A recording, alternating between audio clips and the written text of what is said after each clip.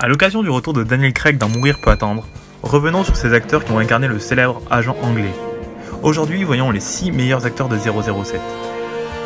On commence avec le 6ème, George Lazenby. Avant de jouer en 69 le célèbre agent britannique, Lazenby avait joué la plupart du temps pour des pubs ou exercé en tant que mannequin assez connu. Les producteurs sont impressionnés par ses prouesses athlétiques lors des castings, notamment lors de ses combats et ses cascades réalisées seul. Alors âgé de 29 ans, Lazenby a été le plus jeune acteur à avoir incarné James Bond. Il a refusé de signer un autre contrat après le film, qui connut un moindre succès que les épisodes précédents. Selon certaines sources, il aurait renoncé à tourner d'autres films de la série sur les conseils de son agent, pour qui le succès de James Bond ne durerait pas. Pourtant, Au service secret de Sa Majesté est considéré par certains spécialistes comme un des meilleurs films de la série. Après quelques films au cinéma et à la télévision, Timothy Dalton obtient le rôle de James Bond en août 86, succédant ainsi à Roger Moore et Pierce Brosnan. Tout d'abord pressenti pour incarner le personnage, il ne put interpréter le rôle, étant sous contrat pour la série Remington Steele. Timothy Dalton a donc interprété James Bond dans Tuer n'est pas joué en 87, puis une deuxième fois en 89 pour Permis de tuer. Sa composition permit de rendre Bond plus réaliste et beaucoup plus proche du héros de l'auteur, Ian Fleming. En raison de litiges entre EON et la MGM, la production du 17ème de la série James Bond GoldenEye fut repoussée à 6 ans. Pendant ce temps, de nombreuses rumeurs ont circulé sur le remplacement de Timothy Dalton. En avril 1994, il refuse officiellement le rôle, qui revient alors à Pierce Brosnan. Les gosses des années 90 connaissent très bien cet acteur.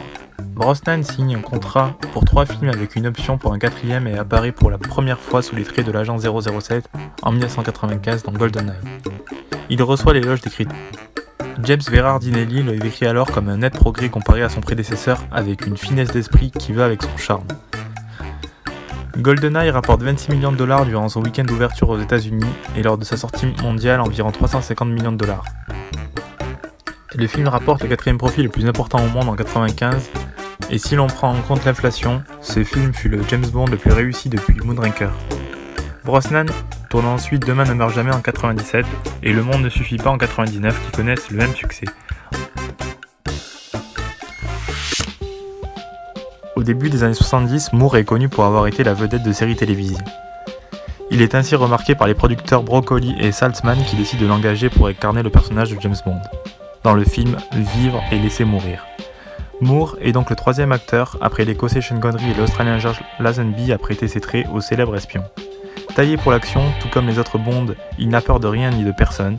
Raffiné, espiègle et excellent orateur, il sait fasciner son auditoire et hypnotiser par son jeu d'acteur.